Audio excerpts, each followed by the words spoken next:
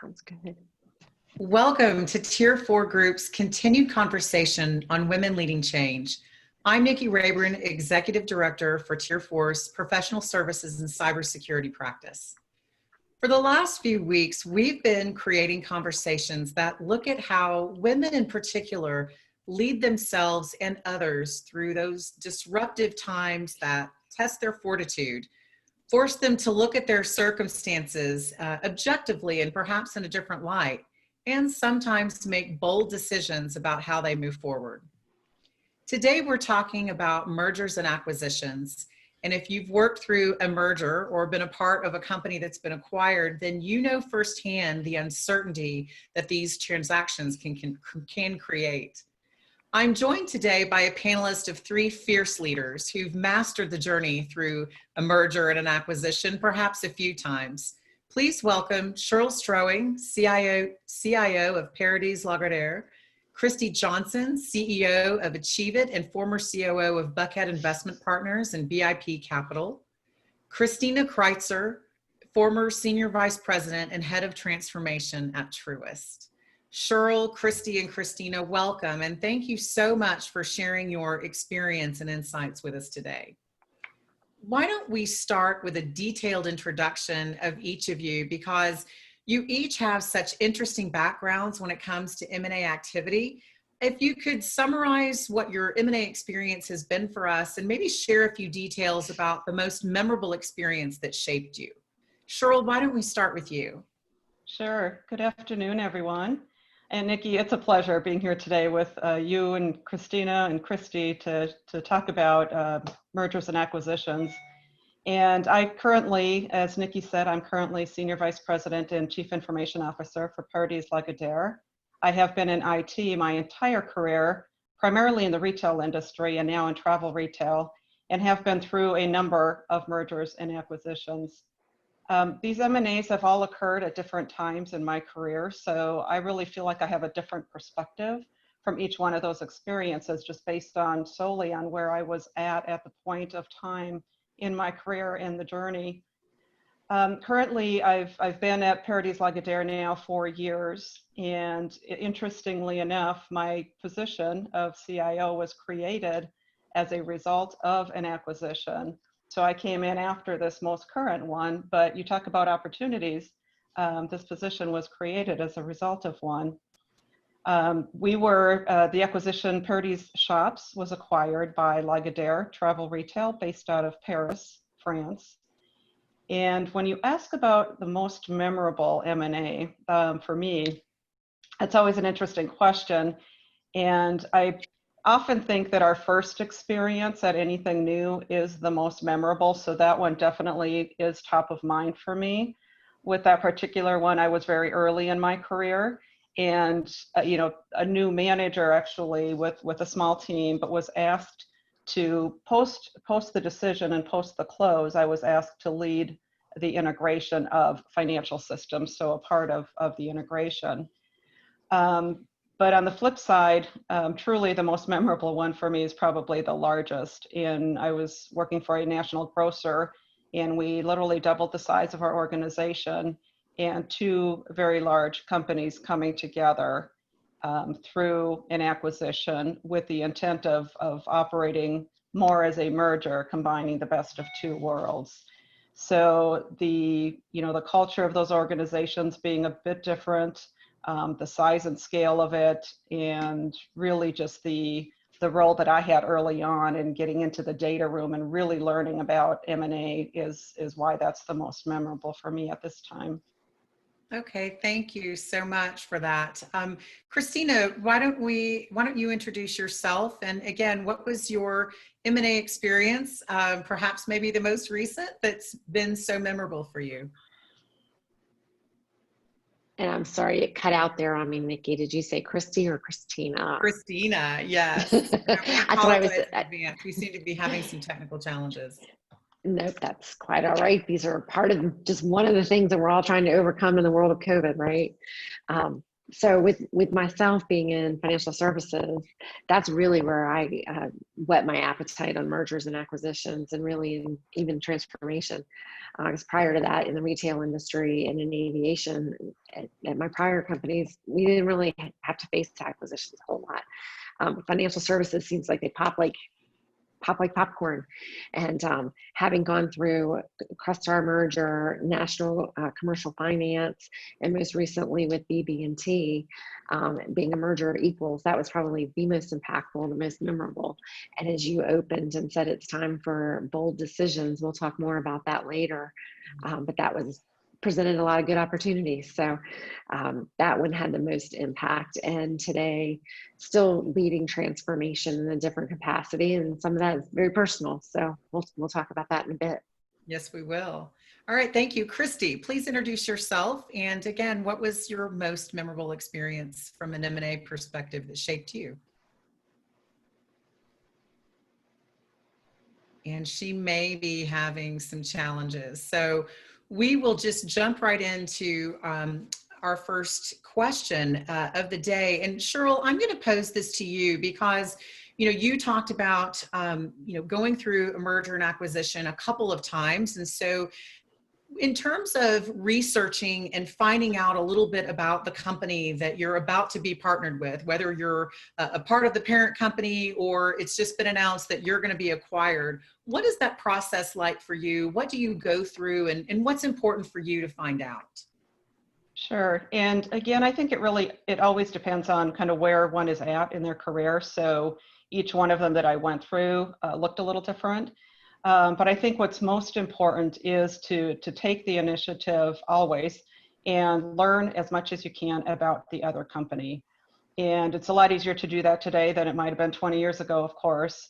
But really, the more you can learn up front about the culture of the organization, the leadership of the organization. And I always look at it with the eye of an IT person and try to learn about the systems and what that could potentially look like as we bring the two companies together. The top of those, the three really different areas, but I think culture is the most important. When you think about what goes into the values, companies run their organizations based on values usually, and how we all live our lives are based on a set of core values. And so it's always nice to have a little bit of insight to that as we're moving forward and before we get too far down the road. But definitely always take the initiative, never sit back and just wait for something to be told. Take the initiative to learn what you can.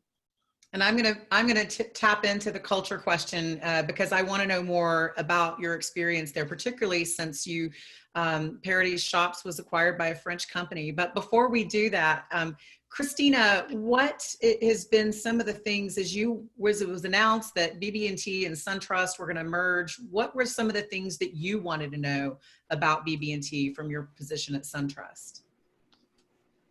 So I think, as Cheryl said, I was looking at my list of items and went, yep, leadership, values.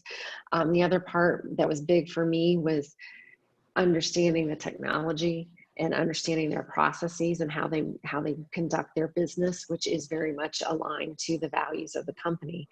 But really digging into that, because it's never as you might think it is. So it's getting those relationships in place so you can begin to network and figure out what that company's really going to be about, as well as sharing and being transparent yourself. So really understanding what that's going to look like. And for me, part of my own values is every day you have a choice. And like Cheryl was saying earlier, her position came about through M&A. Well, every day you have a choice on what am I going to do today and how am I going to make this new situation work for me and for the company, and putting that best foot forward and really approaching it with the attitude of, all right, let's go dig in and see what this is all about, and really not being judgmental and really trying to seek to understand is first and foremost at the beginning of any type of transaction, being whether it M&A or entering into a new partnership with a vendor or business, really trying to understand the situation and how to approach it. Yeah, that's good. That's like you said, applicable across so many different themes of business that we kind of navigate. Cheryl, let's hop back to the culture question, because I think that, certainly as Americans, we have some consistencies and things that are kind of more natural in terms of how we make decisions, how we process, how we gather information, navigate even through a business meeting. So company culture, even from a global perspective, what was that like coming together with a company where the culture wasn't just geographic within the American culture? Really, it's an entirely different way of potentially doing business. It really is. And culture is a very broad topic. And, when you think about, it could start with little things like what's the dress code, or, what's the form of language, how casual can I be, or how formal do I need to be? Does everything have to be truly, fully buttoned up, or can it be a thought and an idea? All of those things are part of a culture of an organization. And that ultimately leads to employee performance, customer satisfaction, retention, when people choose to leave a job, et cetera. So it becomes so critically important. And what's interesting, you ask about my current one specifically because they're two separate countries. And, in many ways, the cultural alignment was closer with these two companies being in a familiar industry than others I have seen within the United States previously. So it's not necessarily, geographic clearly does play a part. I think you always have a global company being much different than a domestic company as well. But again, as it relates to the effectiveness of that culture and really how decisions are being made, it's, so much research has been done on the success or the failures of mergers and acquisitions, and the success rate is always tied to matching cultures. And so that piece just becomes so important. One of the biggest learnings I've had so far with the current environment, the current situation, is the difference in how we communicate culturally. And again, many studies, I've been to some lectures and very interesting data points around the words we use and how we present ourselves within the United States. I mean, I'm from Minnesota initially, and we always hear about the Minnesota nice, and then we, folks from the East Coast get a little different slant. Just within the United States, you have that culture and that difference of how you communicate. Now, globally, again, if I'm from France, or if I'm from China, or if I'm from Germany, those are all very different approaches on how we communicate. That's more about just the communication style more than anything that becomes important. Yeah, no, that's true. I think that's such a good point too, because for a couple of reasons. One, don't necessarily assume that we're going to be so far apart, right? Just because it might be global differences. And I think really important to pick up on the geographic differences, right? Just even within our own country, because there are, just different norms and personas even that a company can kind of take on based on region.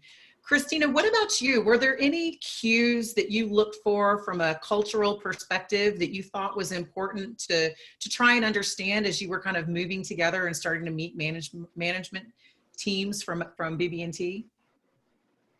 Yeah, I would say that there were actually a lot of similarities. And early on, the leadership team was really smart in picking up on those similarities and reinforcing how similar we were as companies. Unlike Cheryl, where it was a global M&A situation, this really is pretty much Southeast, if you consider the Carolinas the South, and some people might not. They may go, no, that's a little too far north. So you get a little bit of variance there. But there were very similar values and philosophies towards teammates and clients that really allowed the synergies within the two companies to come together and understand that in order to compete in a larger marketplace, those synergies were going to end up being the things that would help propel them forward, because it would make working together a lot easier.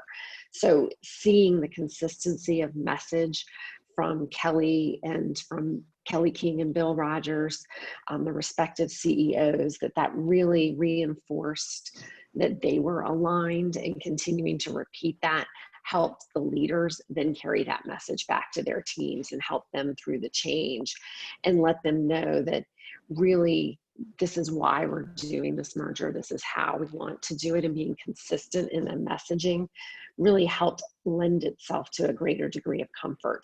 Now, it's still very uncomfortable going through M&A activity because there are lots of unknowns, and I know we're going to talk about that a little bit later, but acknowledging that there will be discomfort is part of the culture as well, because you want to be able to have those conversations. And in this case, they were very good about doing that up front early on. Well, this is a great segue into the discussion that we've been having about collaboration, particularly when a merger and an acquisition is taking place, because one of the things that I think is really interesting, Christina, are some of the metrics even that you guys were managing and were accountable to, in terms of making sure that you were collaborating and that you were creating teams that were representative of, nuances in different markets that the combined entity was gonna support and serve. Can you talk a little bit about that? Because I think that might be, one, it's a good learning if you're going through it in terms of how do I hold myself accountable to a metric, even if it's not being, presented to me. I was trying to be PC about that. But I do think it's also interesting because most people won't think that, that a measured approach to collaboration is something that's a part of a transition. Sure. Within the SunTrust and BB&T, I think everybody heard the news. I think the teammates might have heard it a little bit before it got out into the press, but these days, best kept secrets, you're kind of quickly fast followers. But we heard immediately it's a merger of equals. And I think all of us were going, well, what does that mean? How are you a merger of equals? BB&T is the acquirer. So what does this mean? It's just going to be BB&T. And very quickly, Bill and Kelly got together and declared, no, this really is a merger of equals, and we're not going to be based in Atlanta. We're not going to be based in Winston. We're going to be in Charlotte. So that was point number one, immediately hit. And then they quickly followed with, here's the new leadership team. And with that, identified, we want this to be a 50-50. 50% SunTrust, 50% BB&T, where possible. There were scenarios where specific talent was needed and capabilities, but nevertheless, the goal throughout the entire organization was really to bring the two companies together. So with that approach, it was really about how do we collaborate together and design a new organization together in a net neutral city location. So it really did drive that. And then underpinning all of that was understanding if our client composition is very diverse, then we too need our teammate portfolio to be diverse. And diversity comes in many flavors, as many of you know. It comes in gender, it comes in ethnicity, it comes in experience and culture. So how do we bring all that together and factor that in as we're building the organization to make sure we're not just getting up, here's a name in a box, let's move on. And it wasn't. It was really, how do we bring these organizations together? And from that perspective, I really do applaud the approach that was taken and putting action and meaning behind merger of equals. Yeah, that's fascinating. Cheryl, has that been your experience? I mean, is that just something I didn't know that is kind of from the playbook of a merger and acquisition in terms of trying to really be intentional about collaboration and the coming together of the new entity? Yeah, and I always hate the answer, it depends, but Yeah. to some degree it does depend, and it's the type of business acquisition or merger that's occurring. And I've too have experienced what Christina is describing a bit, and to take that one just a little bit further, there always needs to be an identified owner or decision at the end of the day. We all need to know who's in charge ultimately, or perhaps we wouldn't get decisions really nailed down and move forward. But I have and 3 that I can think of right off the top of my head, different business scenarios where that collaboration was really key to success. And by pulling key leaders from both organizations to jointly make decisions around a certain functional business area. And because what I see is the diversity that Christina talks about. Diversity really does land to better solutions in the end. The whole idea of bringing different perspectives to the table and coming together with the best solution. Now, I have seen, and typically on the smaller in size and scale, there's been a few acquisitions where, literally the acquisition just happened and it was like, this is the way, this is who we are, this is the business we're running. We've incorporated additional size and scale, but it's going to be the way that our company operates. So, again, I do say that it does depend on the specific situation, but collaboration wherever you can is easier said than done, though, as well. I've also seen it where the message is, yes, we're bringing the best of both together, but over time, one of those seems to get a little forgotten. But right, no, well, and it's easy to do, I think, right, and certainly, this is an interesting take too, because one of the key factors of collaborating well is both having appropriate influence over an outcome, right? Feeling that your voice is heard, feeling that your perspectives are represented, not that that you have to have influence in terms of your own strategy being leading to the ultimate decision of how to go forward. But I think that influence is important both to leaders as well as to individual contributors. So, Cheryl, we'll stick with you. What advice would you give to someone that says, I want to have some influence, I've got a lot of experience. What is the best way to approach that as you're navigating a merger and an acquisition? Well, if your intent is to influence, I think first and foremost, you have to come to the table with some credibility, right? So do your homework, dig deep, fast, into all the information you can get your hands on, ask a lot of questions, really understand, because, again, oftentimes it's easy to come to the table thinking you have the answers because what you've been doing works. But as you'll learn, and perhaps there is a different perspective and a different sense of something. So really digging in and asking those questions, building that solid baseline of financial information and processes and systems is very, very important. And then I think also I talked about communication from a cultural standpoint, but how you communicate is critically important as well. Always being aware of your audience, know your audience, not just the employees, but other stakeholders and shareholders and customers, as you're making presentations or bringing ideas to the table. And then if it's influence, so that's a little bit of outward influence. And if you're trying to influence or focusing on influencing your team, there I think it's very, very important to have clear, articulated roles and responsibilities, because if someone is feeling like they're part of an identified team and they know what's expected going forward, or be honest that we may not yet know exactly, but the more you can strategize and lay a plan, the earlier for your team, the better that is as well. Yeah, no, and that's going to be a great segue in a second into the leadership conversation. But Christina, you mentioned earlier the whole notion of seeking first to understand, right? And what a critical thing to do, whether you're looking and researching the company that you're about to join partnerships with, or whether you're trying to navigate and exert your influence in a situation. Talk a little bit more about that in terms of, where there are business practices that are different, or potentially 2 decisions on the table and you want to influence one, as these entities come together. What was that like for you, and what did you see work, and what did you see that maybe wasn't such a good approach? Sure. I think first is really understanding the why and asking, as Cheryl said, ask those probing questions. Really dive in and understand, why is this merger and acquisition happening? And look at something very simple. If they're public companies, look at the annual report and see what the agendas were for each of the companies.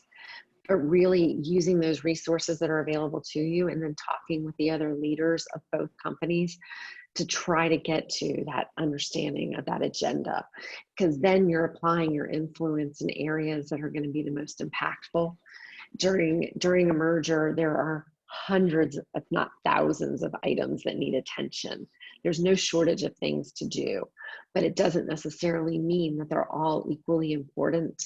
You still have your typical project management triple constraints of time, cost, and quality. And while your agenda may say, we want to be the best at A, B, C, D, E, F, that's not going to be realistic to get it all done within the time frame. So you're going to pick which one of those really are the most important item or items, and focus on that, and making sure that as you're exerting your influence, you're continuing to check in to make sure those priorities haven't shifted, and understanding that, and you're adjusting appropriately. But also, when we talk about the leadership side, being transparent about that, so that you don't come across as having a hidden agenda as well. Because while it's ripe with opportunity, it's not, hey, everybody's getting promoted today because there's a merger and everybody's going to get a new position.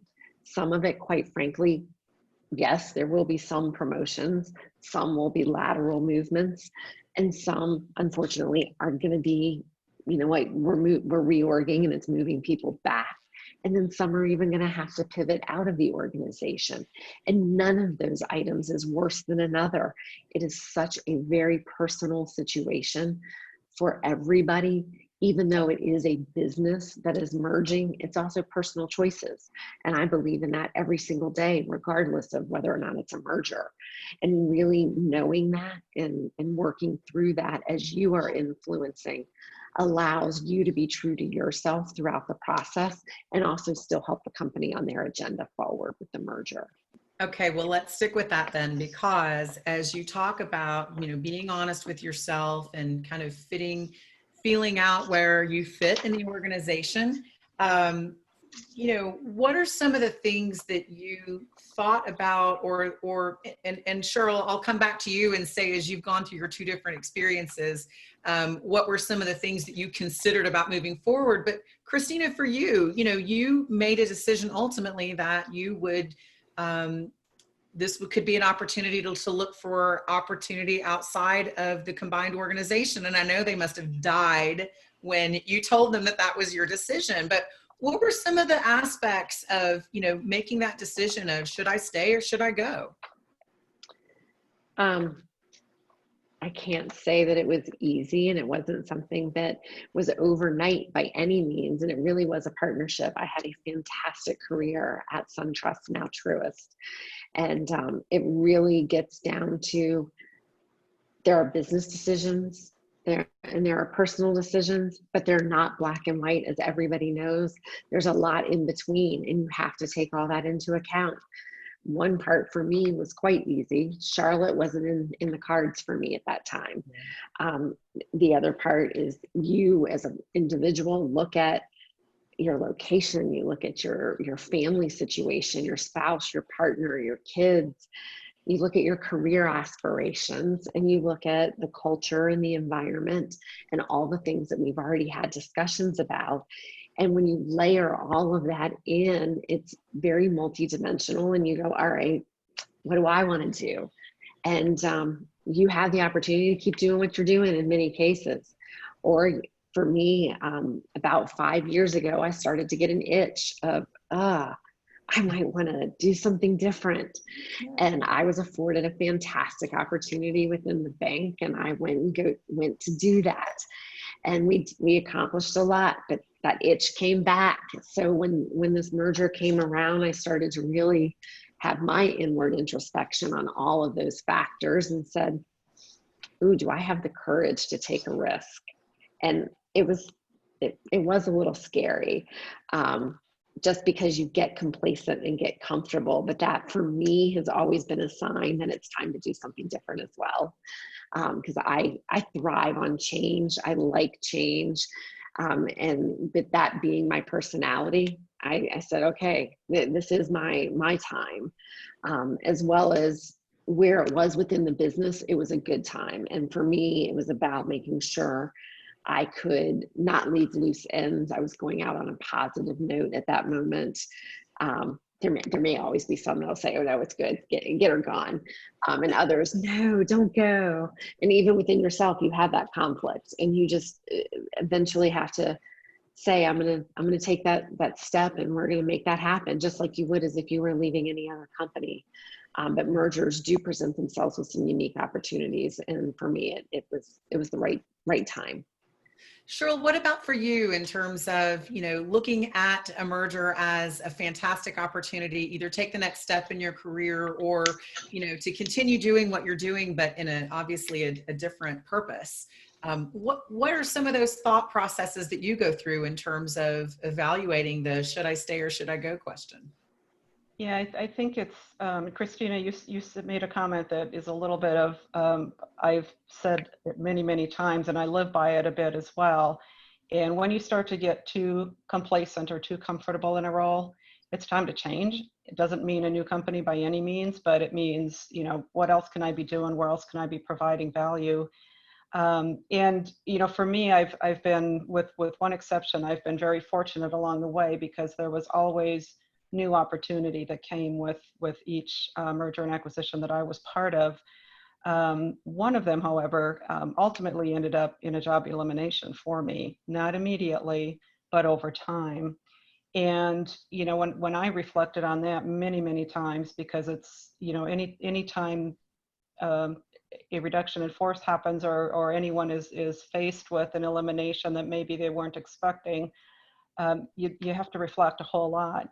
And as I reflected on that, I felt it coming, if that makes sense. I'm a real big gut feel person. And if it doesn't feel right, it probably isn't right. And so, it's one of those where perhaps I should have taken steps myself earlier. On the other hand, there's always the, you don't want to react. In fact, I would highly recommend with any merger or acquisition not to act too quickly, because until you really know what's happening, and it takes time to settle, and sometimes you just have to let the dust settle a little bit. At the end of the day, I think it really, to really directly answer your question, Nikki, to me, it does go back to that, just, do the new values, if there's new values, does that fit to who I am, the way I like to lead, the environment I like to be in? And if it doesn't, then, it's upon yourself or myself to make a change at that point. I love that. I'm going to make a quick note to our participants, our audience that's watching. If you've got a question, go ahead and send it to us. I have a couple that were sent to me ahead of time, so we will get to the Q&A. But if you're thinking about a question that you have for our panelists, go ahead and type it into the chat, and we will come to answer them in short order. So I guess the next logical question then, and for both of you, because I think that whole notion of taking risk and stepping out into the unknown, right? Just knowing that your position may be eliminated, or knowing that you're going to be moving on. Christina, I'll ask you, just because it's the most recent, right? Is how do you step out into the unknown and summon that courage to not know what's next? I don't know. I'm kidding. Is that what I did? Wait a minute. Oh no. It truly was I had a lot of support from many people within SunTrust, and that gave me courage to be able to make that change. I also, for many years, back to Cheryl, it's not a quick decision, but for many years, I have worked very hard to have an authentic network. And that network comes from a very rich community. In fact, Cheryl and I know each other both from having served on the board of Women in Technology, TAG, ATP. Nikki, I know you. I mean, that network gave me confidence that, you know what, doing something different is going to be okay. And there's a lot of people to tap into. And that really let me know I would be okay, because I've seen many other people go through transitions and take the leap. And even within SunTrust, the CFO, Allison Dukes, came out early on and said, I'm not moving to Charlotte. I'm not staying with the organization. It's my time to do something different. And that, when you see people like that, it gives you confidence in your ability as well to take that leap and know that you're gonna be okay. I may not know what that was going to look like. And, but through that process, one of the things that some of my colleagues that have been through it before very quickly said, take care of you. So don't do anything for the first few months. Focus solely on yourself. I've never had an opportunity to not have an alarm clock every day and to enjoy that moment and be in the moment and not have I'm dating myself, a pager, a beeper, an alarm, an email. Oh my gosh, all those things. And it's like, oh wow, this is what life is like. Oh my goodness. And take that mental break and check in and just relax for a moment. And through that process, I knew that I would be able to figure out, okay, here's when I'm ready, and here's what may or may not be in my future. And that has been truly a blessing and a gift. Wasn't anticipating COVID on top of that, so I've had even more family time, as all of you guys had as well. That certainly added a bit of a wrinkle, and may make me pivot yet again on timing of different things, but that's okay. I have confidence in the value that I want to bring to the table, and I'm good with that. And through seeing a strong network, I think anything's possible. Yeah, Cheryl, is that the same for you? Is it essentially, your confidence in the value of what you continue to bring to the companies that you work for? Nikki, today it is. When it quote unquote happened to me, yeah. Looking back, I was short of that confidence level, quite honestly. I'll be very transparent. And, I think there's, again, it's timing in our career, timing of other things going on in our lives at that same time. But the one thing I can say, and whether it's you making the decision or the decision being made for you, to take that time. And, I too had some time, quote unquote, time off. And looking back, it's like, why didn't I enjoy that more? Because to not have that alarm clock every morning, Christina, was really a blessing. But at the time, not knowing what lied ahead or maybe didn't lie ahead, that constant worry that we tend to do, especially as women, that kept me from really enjoying the time. And so it was more about, okay, what am I going to do next? And really trying to go fast to get to the new next thing. Now and to where I'm at today in my career, I would take that much slower and really, reflect and enjoy the time and make sure that next step is something that it's intentional and something that I'm looking to do. So stepping out is never easy, but I just have to say, once you do, and once you make that decision, don't look back, because it's only full steam ahead from there, from wherever that point might be. And things happen. I'm a real believer that things happen for a reason.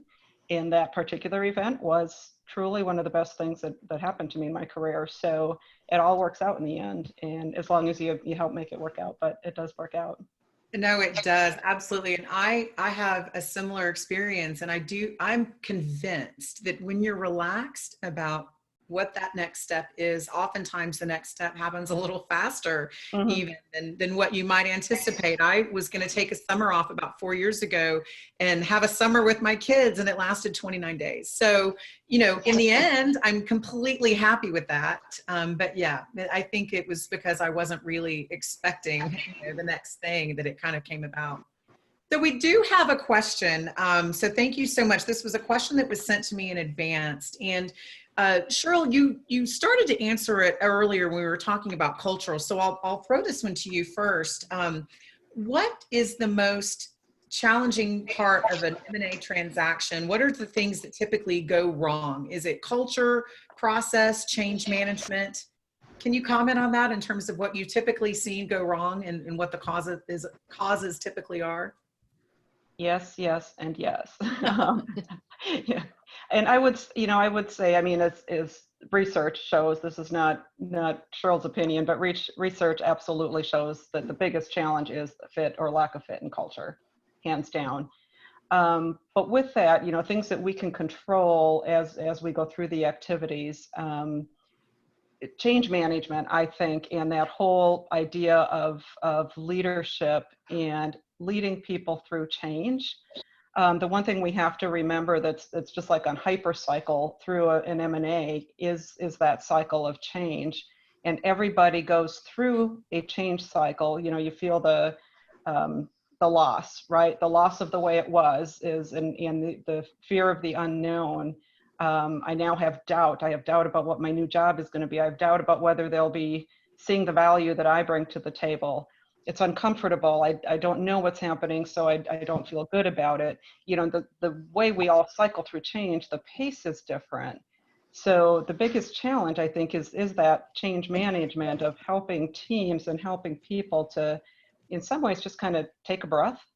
It's like, relax. We will work through this. It doesn't all happen day one. You won't have all the answers day one. But also then know that some of those folks who are needing more time to absorb all that, you have others who do want to get to the finish line faster, and likely they're going to be, those taking initiative and helping to define that path forward. But I would say, in addition to culture, just that whole idea of change management is significant. Christina, what's your thought on that? What's typically the thing that trips people up in an M&A transaction? I would have to wholeheartedly agree with what Cheryl has shared. And I would add to being authentic as a leader through that process to lead others along that journey in your team, and being transparent on what you can and what you cannot say. There are that communication cycle and the change management cycle is essential, but it's also sharing what you can and cannot, and being genuine about it. You are being watched under a microscope as a leader during M&A activity for every move, to see if there's a hidden message, or when's the next shoe going to drop, or am I going to be impacted? And recognizing and acknowledging the emotions of the teammates that are going through that. As Cheryl said, the timing for everybody is a little different and people absorb it differently, and being cognizant of that and recognizing and talking about it in public forums, talking about it in one-on-one meetings, in team settings, so that people can help each other through, because the leaders really, they don't have all the answers. There's going to be tons of surprises throughout the process, but really making sure that you're providing a safe environment. And it sounds so cliche, and you would think it would be easier to do than it really is, because everybody second guesses there's a hidden agenda, and really making sure that you're being as forthcoming as you possibly can. I love that. And I think that we've got a couple of minutes left before the end of our time together. So I would love to ask you both to comment on what advice would you give someone? And if you coupled it into, what have you learned the most? Because you talked about leadership, Christina, and we had that conversation offline in terms of just how important it is to be transparent, and really how going through this process can change you as a leader even. So I guess, Cheryl, to the participants out there, to others that are currently going through a merger and acquisition, or for those that, may be going through it unknown to us now, but in the future, what advice would you give to people, both leading and individually contributing their careers through an M&A activity? Yeah, I think, from an individual contributor standpoint, I would say probably first and foremost, be patient. because you're going to be looking for answers that may not even yet exist. And so it's a little bit of be patient, but at the same time, make sure that, you know, you're making it known that you want to be a part of whether it's a volunteering on a team. There's going to be many little task groups, many little separate teams doing research and figuring out how things are going to come together. So volunteering for those types of positions as you see them is very important. And mostly just keeping that positive attitude, because think of a merger and acquisition as opportunistic as opposed to, oh my gosh, my world is going to change. So that whole glass half full versus half empty goes a long, long way. And, you know, as a leader, again, I think it goes back to that being very, very mindful, you know, kind of hyper aware of where individuals are at in their process, in their change cycle. Everybody brings a different story to the table, and really just kind of tuning in to where folks are at in that change cycle and what's important to them. And, you know, Christina, you said earlier a couple of times, and I really appreciate that yes, there are business decisions that are being made and need to be made. At the end of the day, it's about running a better business, but it's all about people and everyone's personal situation as well. Christina, what about you? What would your advice be to both to individual contributors and leaders? Sure. For individual contributors, I would really stress that Cheryl's point on patience, but also don't feel like you're following along. You as a contributor are in the driver's seat of how you engage or not, or in the role you're in or not, or a different role, but you bring that and make that decision. You have a role at the company prior to M&A. There's work to be done. There's plenty of it. That initiative that we talked about earlier is so critical to the success, but you have a choice every day as an individual contributor on how you're going to show up. And that's with a merger or without a merger, but there's going to be unstable, rocky ground throughout the process because there's a lot of unknowns. So knowing that, form your mental mindset around that. That would be for the individual contributors. And for the leaders, it's really about, this is the time to lead. Show that you're in it to win it. Again, a little bit cliche, but it really does make a difference, because if you're showing up with a positive attitude, it's contagious, and people are watching you now even more than ever, and your attitude will prevail within the team. So choose that as well. Oh my gosh, timeless advice from both of you. Thank you so much. And I apologize, there are a couple more questions, but we are we've run out of time. And so Christina Kreitzer, Cheryl Strowing, thank you so much. Christy Johnson, I think you might have dialed in and you're watching us. I am so sorry for the technical challenges, but like we've all talked about, we are dealing with it. So I want to take a quick minute to announce our next webinar. I'm going to share my screen, and we are super excited to announce that we are going to be talking about pivoting and navigating transformation on June 16th at the same time, 2 p.m. And we are going to be joined by Marianne Johnson, Chief Product Officer at Cox Automotive, Angela Yoakum, Chief Digital Transformation Officer at Novant Health, Nicole James, Senior Director of Project Management at Honeywell Intelligrated, and Sally Graves, Chief of Internal Operations at Mag Mutual. So we hope that you will join us. By the way, for all of our attendees, once you end the meeting, you will immediately be taken to an opportunity to register for that June 16th webinar, and we hope that you'll join us. Again, Cheryl, Christina, thank you so much, and see everyone on the next Women Leading Change webinar. Have a great day. Thank you, Nikki. Bye-bye.